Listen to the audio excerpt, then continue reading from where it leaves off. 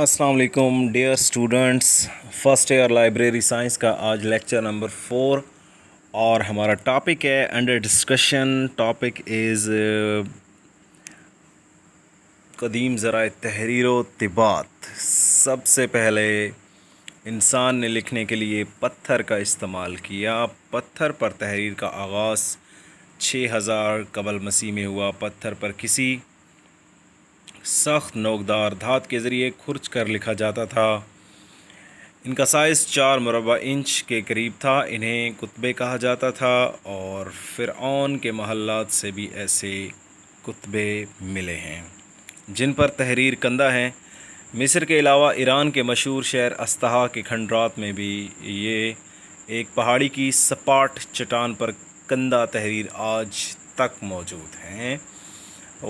آگے ہم ڈسکس کریں گے کہ کون کون سی چیزیں، کون کون سے ایسے جو ہے وہ میٹیریل تھا جو لکھنے کے لیے استعمال ہوتا رہا.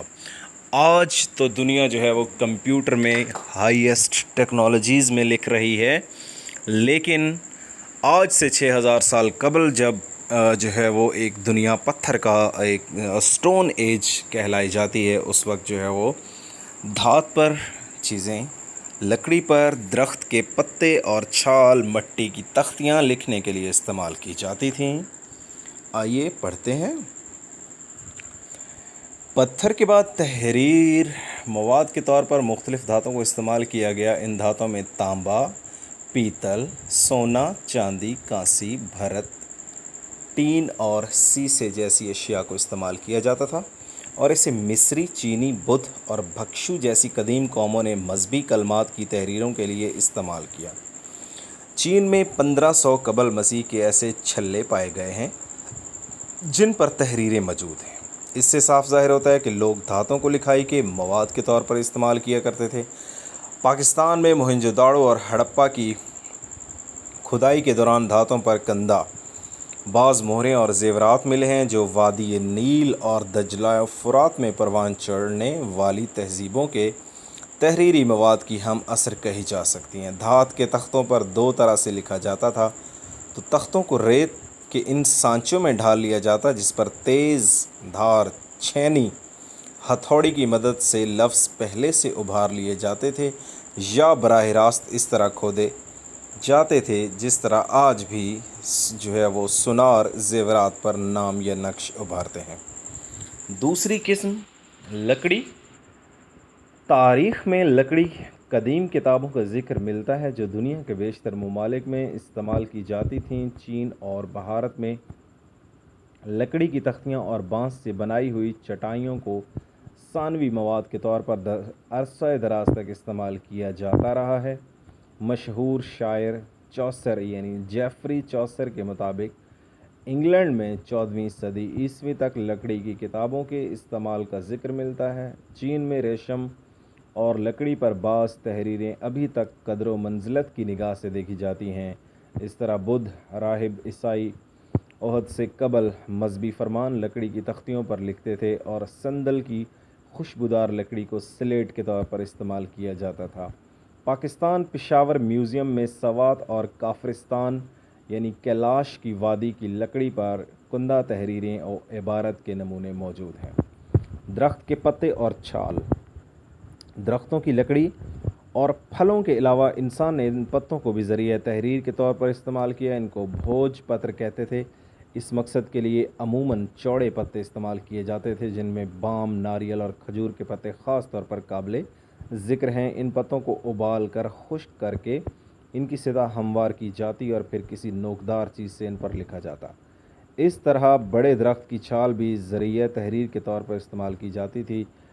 طریقے کے مطابق چھال کو درخت سے اتار کر اس کی سطح کو ہموار کر کے رکھا جاتا تھا، لیکن یہ دیر پانا تھی. مٹی کی تختیاں. تصویری اور تصوری خط کی طرح تحریری مواد کے طور پر مٹی کی تختیاں بھی استعمال ہوئیں اور اس کا سہرا سومیرینز کو جو ہے وہ جاتا ہے کہ آج سے 4000 سال قبل جب لکھنے کے لیے کوئی چیز نہ تھی تو وہ مٹی کو گوندھ لیتے تھے. مٹی اور پانی کو جو ہے وہ ملا کر گوندھ لیتے اور گوندھنے کے بعد جو ہے وہ اس کی تختیاں بنا لیتے. تختیاں بنانے کے بعد کسی نوکدار چیز کے ساتھ لکھتے تھے اور نوکدار چیز سے لکھنے کے بعد اس کو آگ میں پکا کر سکھا لیا کرتے تھے اور وہ ایک تختی ایک کتاب تصور ہوا کرتی تھی. جیسا کہ آشور بنی پال کی لائبریری جو کہ آج سے 4000 سال قبل نینوا میں بنی، یعنی نینوا عراق میں ایک علاقہ ہے جو موجودہ کربلائی معلیٰ کے نام سے یاد کیا جاتا ہے، جس میں حضرت امام حسین اور ان کے خانوادہ گھر والے جو ہے وہ شہید ہوئے اسلام کے لیے. تو وہ نینوا میں آشور بنی پال کا کتب خانہ تھا جس میں مٹی کی تختیاں استعمال ہوتی رہیں. نیکسٹ ہے پارچمنٹ. اہل روم نے پارچمنٹ ایجاد کیا. پارچمنٹ سے پہلے واحد ذریعہ تحریر پیپائرس ہی تھا.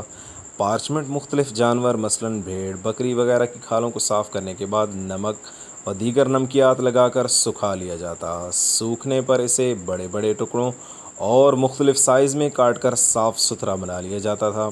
کہا جاتا ہے کہ بطلیموس حکمران نے پیپائرس کی برآمد ممنوع قرار دے دی تھی، جس کی وجہ سے یہ کتابوں اور دیگر معمولات کی انجام دہی میں مشکلات کا سامنا کرنا پڑا. اس مشکل کے حل کے لیے اہل روم پارچمنٹ ایجاد کیا. حاکم وقت نے نرم جانوروں کی کھال کو جمع کرانے کا حکم دیا اور ان کو صاف کر کے لکھائی کے بنانے کے لیے صنعت کا درجہ دے دیا. دیکھتے ہی دیکھتے پارچمنٹ کی صنعت دور دراز کے ملکوں تک پھیل گئی. ویلم شروع ہی سے انسان خوب سے خوب تر اور بہتر سے بہتر کی طرف رواں دواں ہے. 7ویں صدی عیسوی. یہاں پر میں ایک بات کرتا چلوں کہ جب اہل یونان پر پابندی لگائی تھی پیپرس کی جو ہے وہ بطلیموس دوم نے، تو اس وقت آپ جانتے ہیں کہ necessity is the mother of invention, کہ ضرورت ایجاد کی ماں ہے.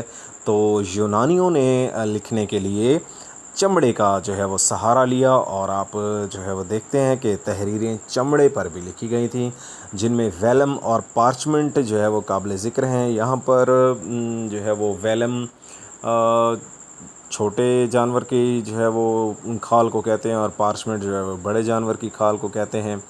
تو اس طرح جو ہے وہ لکھنے کے لیے لیدر کا استعمال یعنی چمڑے کا استعمال بھی ہوتا رہا ہے.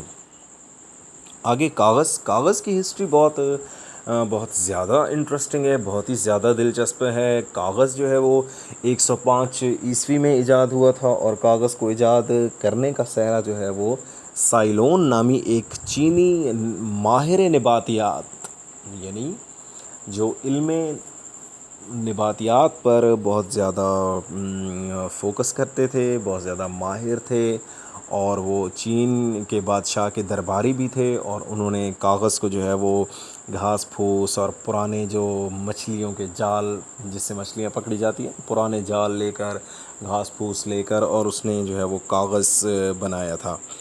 اور کاغذ بہت ہی جو ہے وہ پوری دنیا میں چھا گیا اور کاغذ کی ایجاد کے بعد پبلیکیشن میں بہت زیادہ اضافہ ہوا. بہت زیادہ کتابیں جو ہے وہ لکھی گئیں، بہت ہی زیادہ کتابیں لکھی گئیں. تو یہ آج ہم نے کچھ ذرائع تحریر جو ہے وہ کیے ہیں ڈسکس، جن میں دھات ہے، جن میں کپڑے ہیں، جن میں لکڑی ہے، جن میں پتھر ہیں، جن میں پارچمنٹ ہے، جن میں ویلم ہے اور جس میں کاغذ ہے. بغداد میں 783 میں، مصر میں 900 عیسوی میں کاغذ گیا. مراکش میں 1100 میں، اسپین میں 1150 میں، اٹلی میں 1270، جرمنی 1390، انگلینڈ 1494، امریکہ میں 1690. یورپ میں کاغذ ایجاد یعنی 1494 امریکہ میں اور 1690 یورپ میں کاغذ ایجاد ہوا. یورپ میں کاغذ بہت دیر سے عام ہوا، جس کی وجوہات یہ ہیں: یورپ میں ان پڑھ لوگ زیادہ تھے، یورپ کے لوگ خطاطی زیادہ پسند کرتے تھے، عام لوگوں کو پڑھنے کی اجازت نہ تھی، صرف پادری اور شاہی خاندان کے افراد تعلیم حاصل کرتے تھے، بادشاہ کاغذ پر لکھے ہوئے دستاویزات قبول نہیں کرتا تھا.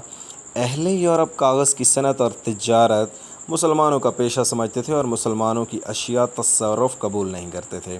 لیکن جیسے ہی چھاپا خانہ وجود میں آیا، یورپ والے کاغذ کو استعمال کرنے پر تیار ہو گئے، کیونکہ ویلم اور پارچمنٹ پر چھپائی ناممکن تھی. دوسرے لفظوں میں ہم یوں بھی کہہ سکتے ہیں چھپائی نے کاغذ کو کامیاب بنایا. چینیوں کے کاغذ بنانے کا طریقہ 2000 سال پہلے بھی وہی تھا جو آج کل دنیا بھر میں رائج ہے۔ فرق صرف یہ ہے کہ اس وقت کاغذ ہاتھ سے بنایا جاتا تھا اور آج کل یہ کام مشین کرتی ہے۔ اہل چین کپڑے کے بیکار چیتھڑوں، پرالی، شہتوت کی چھال سے کاغذ تیار کرتے تھے۔ ان چیزوں کو پانی میں ڈال کر خوب ابالا اور پکایا جاتا۔ جب سب کچھ گل کر ایک پتلے سے لیسدار مادے کی شکل اختیار کر لیتا، یہ مادہ بڑے بڑے ڈرموں میں بھر لیا جاتا۔ اس کے بعد دوسرا مرحلہ شروع ہوتا۔